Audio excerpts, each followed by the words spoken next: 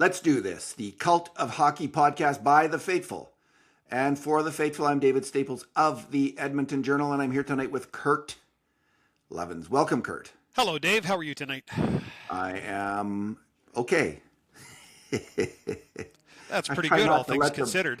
I try not to let the game affect me too much anymore, and it doesn't actually. Like the big wins are. I used to be so sky high when they won, and I'm happy now. And when they lose, I'm not disconsolate anymore. Well, look, we said going into this road trip, right, that if you can split on this road trip, you'll be happy. They still have the opportunity to take 3 or 4. And so, well, you never want to lose the way you lost tonight on the scoreboard, at least. We got some help on the out-of-town scoreboard as well. Yeah. It's not the end of the world.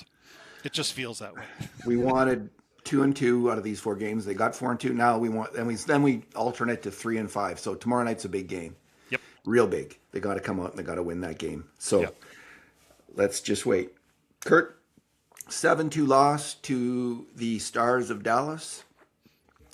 The grade A shots were 16 each, but the subset of the most dangerous shots, the 5-alarm shots, were 12-6 for the Stars. You have to imagine a big part of that 15-15 was score effects, eh? Let's start with bad things because it's just so much more obvious to start with that tonight. I know it's, we usually don't do that, but it just seems like we've got a good segue into it now to your bad thing. So sure. Go ahead. My bad thing is after what we really felt was an improved defensive club against Vegas and against an elite team like Colorado, we felt that the defensive game of this club was turning a corner, and just in time. The playoffs are just 20 games away. This team still has to solidify its playoff spot and get playing better before they get into the postseason. So it was disappointing tonight to see so many defensive breakdowns lead to this loss. Yeah, Dallas was the better team on the night, but it's hard to argue that at least 4 of those 7 goals weren't handed to them by mistakes by the Edmonton Oilers. I felt a little bit bad on one hand on the 1-0 because I thought it was a real home friendly bounce off the end boards. I saw a lot of people saying, "Oh, Jarry's got to stop that puck from coming out in front." Oh yeah, really? How many goaltenders stopped that from coming out in front? He just got pushed on his butt. He lost his footing. Like Ben collided with him. And it was at the wrong moment for Jarry. Right at the top of the crease, I agree. It was at the top of the crease, and Ben collided with him, and he never recovered in time to make the save. Yep. Now, and Evan Bouchard got caught in between. He couldn't decide, do I go back for the puck or do I cover my man in front? Yeah, well, he did neither. Yeah, he did neither. And we know what happened. I felt bad for Jarry. I mean, it strikes me he's going down a little easily, like he's a little off balance in general. And I've seen another play at least where I thought, geez, he went down a little easy on that and lost his balance. And I thought he was popping out some rebounds too. Like he certainly didn't look his best. But when you analyze the 7 goals against, man, you kind of have to squint to blame many of them on him. A lot of them were extenuating circumstances that he was just the innocent bystander on. I only blamed one of them on him. I thought just the 5th goal, I thought he was far back on that quick wrap turnaround shot from the high slot from Robertson on the 5th goal. I thought Jarry was back in his net. I guess that's fair. It was a screen too, right? Because Wallman screened him. It was a bit of a screen, but not much of one. And I thought that if his positioning was better, because there was no one in tight with him right then. Sometimes if there's and we'll get to this later, but if there's someone who's cut in and there's right in front of you, the goalie can't come out then, right? Like there could be a pass to him and then you're sunk. Yep. But in that case, he just needed to be another foot out because he was back in his crease. And that's the only goal where I thought he really could have done a lot better. The first one was just super unfortunate. Yep. And the 2-0 was a 2-on-1, and where it was a pinch up on the play, and the forward that was back didn't get back in time. He was kind of there, but he didn't take the body. Dickinson, He didn't take the I thought man. I thought there was confusion as to which man he was going to take when he was backtracking, and I think that cost him a step that ended up in the goal at the end. Why wouldn't he just take the guy he was supposed to take? Like, it was As too I obvious say, to I me. thought he was tracking to one guy and then changed halfway through, and I think that's a step that cost him. So anyway, that's the 2-0. The 3-0, um, that hit the post, then came back, hits Jari, and then goes in. Like, that's just bad luck. That is just He had the angle on the play. The 4-0 was a bang bang on front from a shooter right in the slot who was, yeah, oh wait, not covered. yeah. We'll get to that. Yeah, we talked about the 5-0. The 6-2 again was a 2-on-1 and a power play, Yeah, right? Where Darnell Nurse, he's got to play the pass on the play, and he does, and so the shooter scores. And then the seventh goal was really a beautiful goal and just a terrific effort by the Dallas player. So yeah, you know what? There's when you go over Tristan Jarry's night, and it's really too bad because he really seemed to pick up some steam and some cred after his strong relief appearance against Colorado. So then to kind of be left to his own devices like he was tonight, no, he wasn't razor sharp, but I had a difficult time scoring him tonight because you have to balance off the volume of goals allowed by the quality of goals allowed. Just not a good defensive effort. And by most members of this club, like when really good defensive players like Jason Dickinson are making errors on goals against, you know you're in trouble. you'd expect about 5 goals on that quality of shots, 5 goals against, and he let in 7. So I would have failed him Yeah, in that game. as did I. Yeah, but Yep. he wasn't the worst player on the Oilers. I think the worst players. I just think Bouchard and Nurse were a gong show, honestly, in the first Well, period. especially early, yes. Um, Yeah.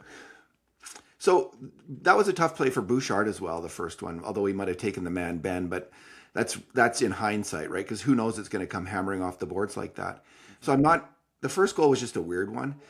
The second goal, I just think. Like we keep talking about Darnell Nurse, keep it simple. When you're going to pinch, I don't think you should pinch unless you think you're going to get to the puck at the same time as the forward. If you're going to get to the puck at the same time as the forward, it's probably a 50-50 battle then. Maybe you even have a slight edge because you're coming in hard and you have eyes on the player, eyes on the puck. It's an easier play for you. So I'm okay if you pinch when the puck arrives at the forward. This is 2 beats where the forward gets the puck and Nurse that's when Nurse is charging it. And before Nurse engages, he's still 2 or 3 feet away. The guy just puts it simple play off the boards and they're off to the races. And I just think that is a really bad read and decision by Darnell Nurse to pinch in that moment. It's a 1-0 game. There's no need to force that play. You have about a 30% chance, maybe 20% chance of winning that puck. I didn't like that play. Yeah, see, I differ a little bit on that play. I think you make a reasonable point. But one, the rule for any defenseman you're making that play is get the puck or get the man, but get one of them. And he got his man. Like his man didn't spring loose. The other thing you do when you're pinching up like that, you're looking for back support from your forward. And Jason Dickinson was back, so it's not like all the forwards were caught up when Nurse went for the pinch. He had a man back, but the attacker got a step on Dickinson, and Dickinson took a strange track to his man coming back, as I described. So I think you're fair enough to criticize the play, but I can see why Darnell Nurse would have gone to make that play.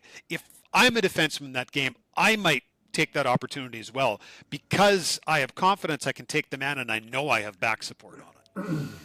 Well, Dickinson was moving back at that point, and Nurse may have seen that, but he wasn't. He was a step behind already, the guy, and I just think Nurse. But as the high forward, David, that's your job, right? It is his job, Yep. and like one of the rules is, if there's a high forward in position, I'm not really sure. I'd have to look again exactly, but in looking at it, I thought he's not really there to cover. Like, it's close, and it's not a close battle for Nurse. And why force it, Darnell? Like, Well, I think what we can for agree on is Nurse, it was not a perfect play or a perfect decision by either Nurse or Dickinson on the play. yeah, And the fair combination of the enough. two is probably what really was the killer, right? And Bouchard didn't cut out the cross pass either. That's his job, right? Like, Yeah. that his one job Yep. is don't allow the pass, allow the Yes. shot, don't allow, and he allowed the pass because if it's the shooter who shoots it, it's like a 15% chance. Now it goes to a 25 to 30% chance the second there's a completed pass. It's on Bouchard and on Dickinson, but like, again, because I think it's incumbent on Nurse to simplify his game. That's a moment where he should be thinking, okay, don't force it, play cautious, because these plays where he's moving up to bat the puck off in the neutral zone or at the blue line. Like, these is when he throws himself out of position. And you win a battle, but you lose the war. Like, if you lose, you really lose. The risk reward isn't there on that play, because if you lose, it's a 2-on-1. And I didn't initially on the third goal fault Nurse. It's where Bouchard turns over the puck in the offensive end. And, he's doing his Bouchard thing. He's trying to make a play with the puck in the offensive zone, high in the blue line, and he turns it over. Hey, that's going to burn you now and then, and it did. Mm-hmm. On that one,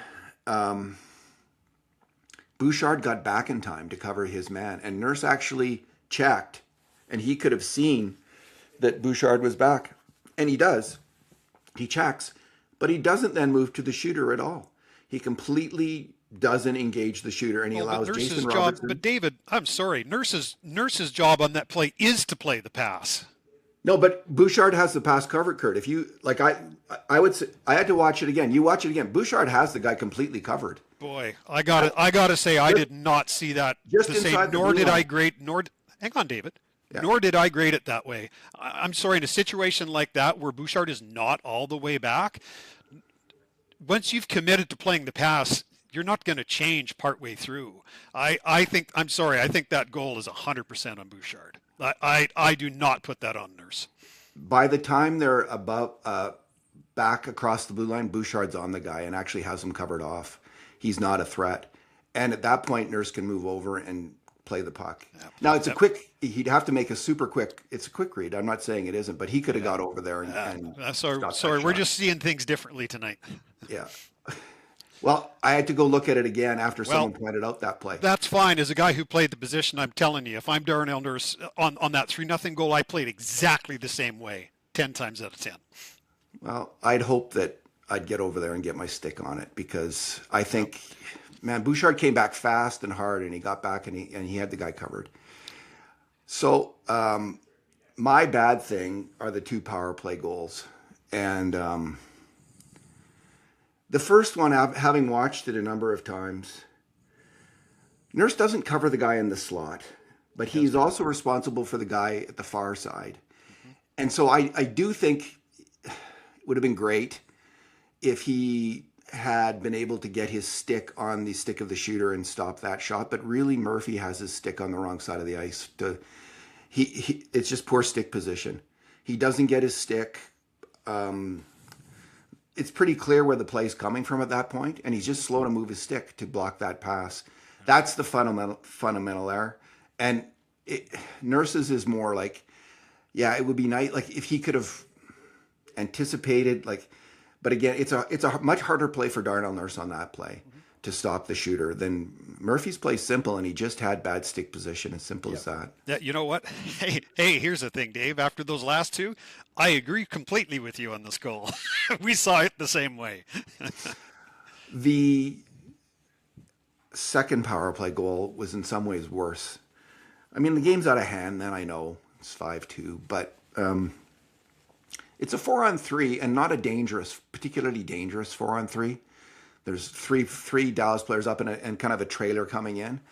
And two Dallas stars kind of cross the blue line. And Matt Savoy charges over to the puck carrier.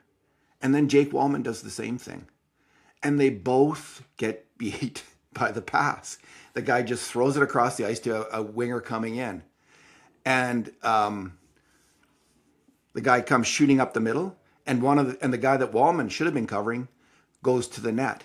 And suddenly a 4-on-3 in a split second, because people have been too aggressive on the PK, suddenly a 4-on-3 turns into a 3-on-1 with Darnell Nurse, the lone defender back, and Tristan Jarry with 2 passing options for the shooter, 1 right down by the net. And I was thinking, okay, like I made the point on the 5th goal where Jarry, I thought, should have come out of the net. In that play, he couldn't come out of the net because there's a guy coming right down who could have got a pass. Yep, so I'm thinking, why isn't Jarry out further? But he can't come out further because he's got to be worried about that other guy because Wallman has abandoned him.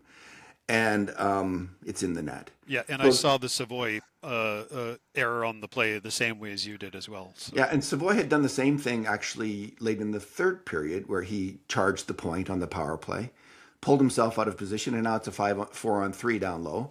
On the 6-2. And they got a great shot on him because of that, on the Oilers because of that.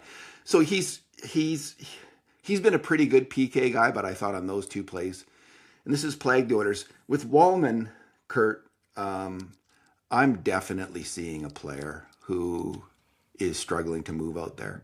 Yeah. There was 2 or 3 times when his skating is just clumsy. It's off. He's not agile. He just doesn't look right, does he? He does not look right. No. And if he doesn't look right, like he didn't ever look this way last year. He looked good last year. He doesn't look good. I have a theory.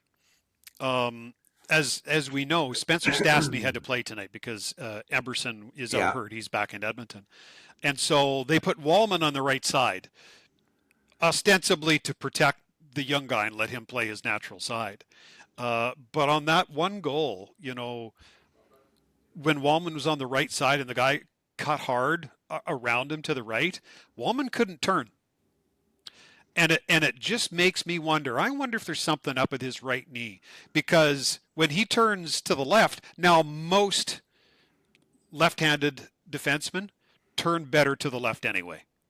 I certainly did. To their strong side with the stick. Yeah. It's always more difficult for you to turn against hand when you're going backward. Yeah. But it was a really awkward turn, a really awkward mohawk that he made. And it just makes me wonder, that's hard when you're perfectly healthy.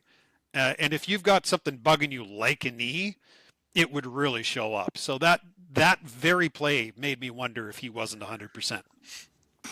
I doubt they will like to call up Alec Regula at this point. Like I know, like another righty, for instance, if Emberson's hurt, which would be a massive. He is hurt. He was sent home to Edmonton today.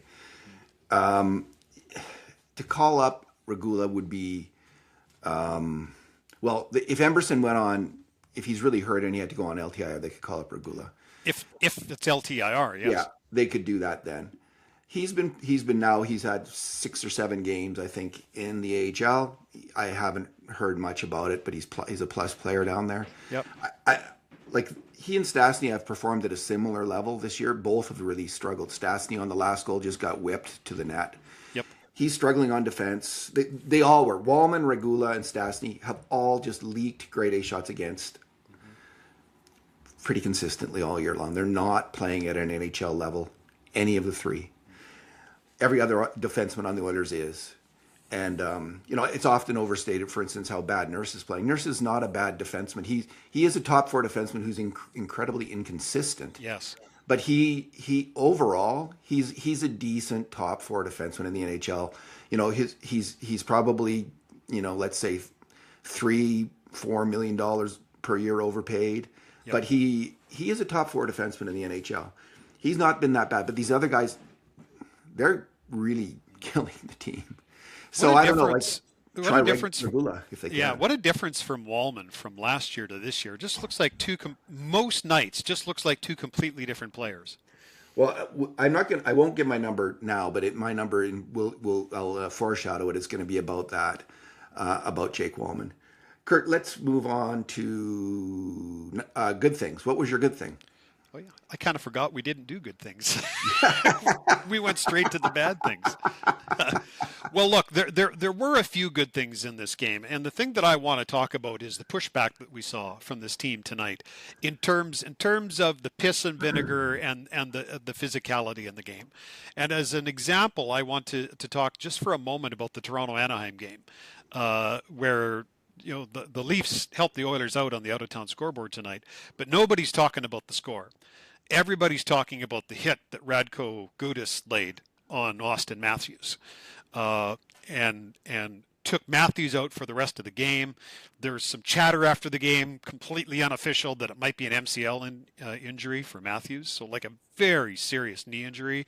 It was an obvious, deliberate attempt to injure by Radko Gudas. There's a suspension coming down. Both you and I think it's 5 games for sure. But here's why I bring it up. Not a whisper, not a peep, not a poke, not a stick, not a face wash, not a GD thing from any Maple Leafs player on the ice, from the bench, when it happened or afterwards. Like, there's a team that has waved the white flag and their players have given up. Good luck with all that. They're talking about trading Matthew Nyes, Kurt. Like, what are they doing? Oh, what a mess. So anyway, I tell you that story to tell you this one. Let me be clear. It was abundantly obvious the Oilers were the second best team on the ice tonight against Dallas. There's no two ways about that. I don't want to suggest anything other than that. But the Oilers decided that they weren't just going to roll over and play nice and just go quietly into the night. There was lots of piss and vinegar in that game. Leon Draisaitl had a clearing pass right at the whistle, drilled right at him. So he went in there and, like Paul Bunyan, got more than his 2 minutes worth for that chop on that Dallas player. Connor McDavid, none too happy on that play, went right into the scrum and threw a couple punches. Stood up for Draisaitl. He stood up for his buddy. I love it. Angry that someone would shoot a puck at his buddy, right? I really like that. Josh Szymanski accidentally, absolutely trips his man, but accidentally trips him into the boards. A complete unintentional play. I'm sorry. I think so.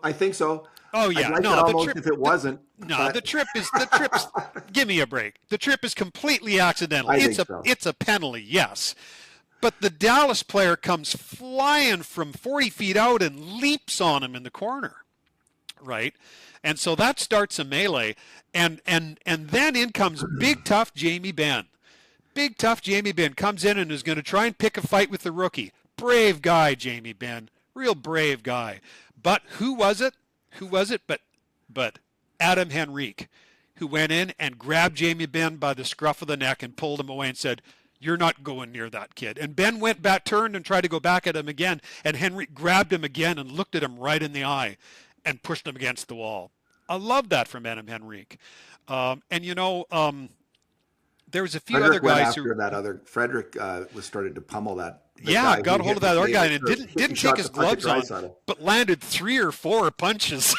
And we would say his name, but I don't know about you, Kurt, but I don't know if because they were saying some weird name and then they changed. Well, nobody in the broadcast crew could on either the radio or television could pronounce it, so I'm not going to try either.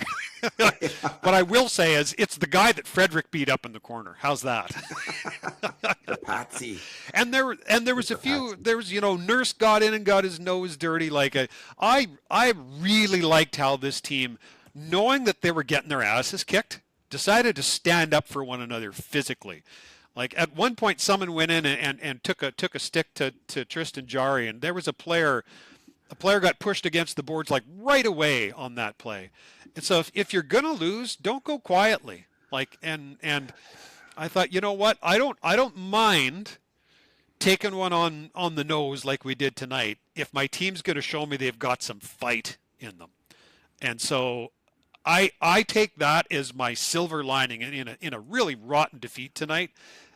At least they showed up and stuck up for one another until the end of the game. I would have had that as my good thing if you didn't take it, Kurt. Oh, am I not plugged in? Everything should be working here. I can't hear you, Dave. You just try. What Dave is saying is, Kurt, I agree completely with you. You're That is what I was 100% saying. right. Can you hear I me agree now? with every word you said. That is what I was saying. I gave you the thumbs up. I'm glad I'm reading your lips properly. Nope. You must have. Okay. And I know it's not me. Everything is operational. And so as David is checking our technical abilities, we're just going to prepare for his bad thing again, his good thing. Again, my good thing was the Oilers pushback tonight. Even though they were clearly outplayed and lost 7-2, the guys really stuck up for one another. Lots of penalty minutes on the night. Trent Frederick ended up getting tossed at the end of the game. I'm sure he didn't mind that. But yeah, good fight back from the fellas tonight.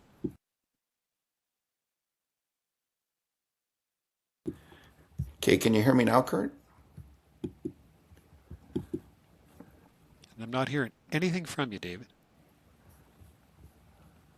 I don't know why. All right, give me 1 second here.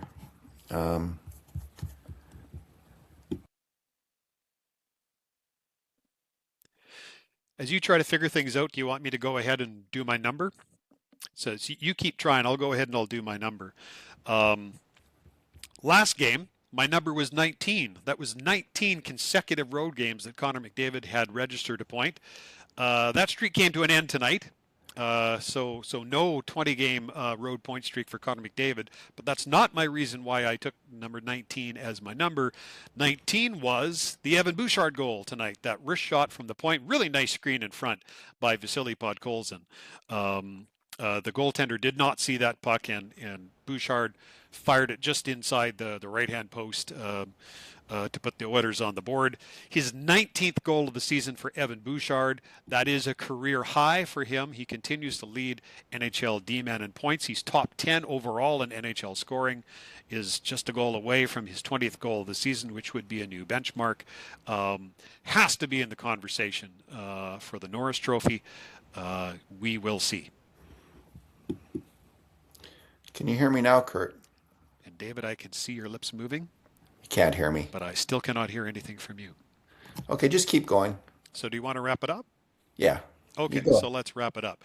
So those are our good things, our bad things, and our numbers for the podcast tonight. We'll be back at it tomorrow night. Remember, this is a back-to-back, folks. The back-to-back tonight in Dallas. Tomorrow night they are in St. Louis. The Blues won tonight, so it's going to be a much improved St. Louis team. I think they've won 5 of their last 6.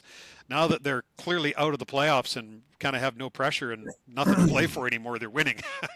So it's an improved, albeit depleted, roster that we'll be seeing against St. Louis tomorrow night. Alrighty? Okay. So that is it for another edition of the Culty Hockey Podcast. Want to thank the faithful, all of the readers, listeners, and viewers of the Cult of Hockey, of our game grades, the player grades, and the Cult of Hockey podcast. We appreciate your business and your eyes and your ears on the product that David and I, mostly David, puts out there every night. I'm just the mouthpiece of the organization. So we'll wrap it up for tonight. Thanks, everybody, for tuning in. We'll be back again tomorrow night after the St. Louis game with game grades and another edition of the Cult of Hockey podcast.